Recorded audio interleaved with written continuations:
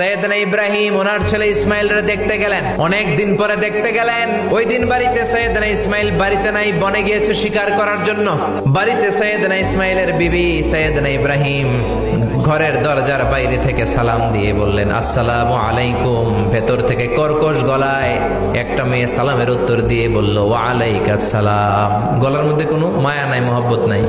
জিজ্ঞেস করলো সৈয়দনা ইব্রাহিম, মা কেমন আছো? মেয়েটা কয়, বেশি সুবিধার না। তোমাদের খাওয়া দাওয়া কেমন চলে? ভালো না। তোমার জামাই কই? বনে গেছে। এবার মেয়েটা বলতেছে, আমনে কেডা? সৈয়দনা ইব্রাহিম বলে, আমি কে চিনবা না?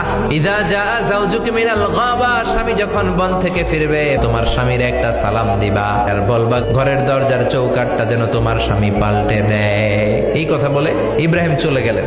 বুখারীর বর্ণনা। ইসমাইল আসার পরে বিবি বলতে আরম্ভ করছে, দুপুরবেলা একটা বুড়া আইছিল। বুড়া সৈয়দনা ইসমাইল বলে, কোন বুড়া আসছে? কি বলছে? বিবি বলে, আপনারে সালাম বলছে। ওয়ালাইকুমুস সালাম। আর কি বলেছে? আর বলছে ঘরের দরজার চৌকাঠ যেন আপনি পাল্টে ফেলেন। এই কথা বলার পরে সৈয়দনা ইসমাইল চিৎকার দিয়ে বলে, ও কি করলি তুই? নিজের কপাল পড়লি, নিজের কপালে নিজে কুড়াল মারলি।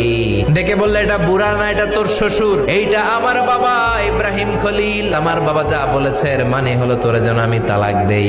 আই ডিভোর্সড ইউ, তোরে তালাক দিয়ে দিলাম। বাবার খুশির জন্য তালাক দিয়ে দিস। আপনার আব্বাও যদি আপনার বউরে এমনি তালাক দিয়ে ফেলতে বলে, দিবেন নাকি? আবার দিয়েন না, মুসিবত আছে। আপনার বাবাও বাবা, সৈয়দনা ইসমাইলের বাবা, ইব্রাহিমও বাবা। সৈয়দনা ইব্রাহিম মন গড়া কথা বলতেন না, আকাশ থেকে ওহী আসলে বলতেন। তালাক দিয়ে দিলেন বিবিকে। নতুন সংসার শুরু হলো। আরেকটা বংশীয় নেককার মেয়েকে বিয়ে করলেন।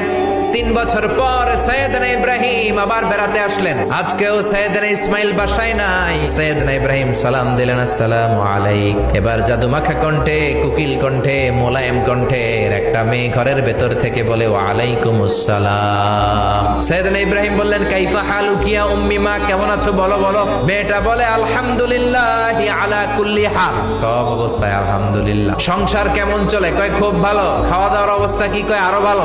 এবার মেয়েটা বলে, কে আপনি? এই মরুভূমির মাঝখানে রৌদ্রের মধ্যে দাঁড়িয়ে দাঁড়িয়ে কথা বলেন, কেউ তো কোনোদিন আমাদের খোঁজ নিতে আসে না। কে আপনি? ঘরে আসেন। সৈয়দনা ইব্রাহিম বলে, না, আমার পরিচয় দিব না, ঘরেও আসবো না। মেয়েটা বলে, আপনি যদি ঘরে না আসেন আমি কিন্তু রাগ করব। সুবহানাল্লাহ কোন।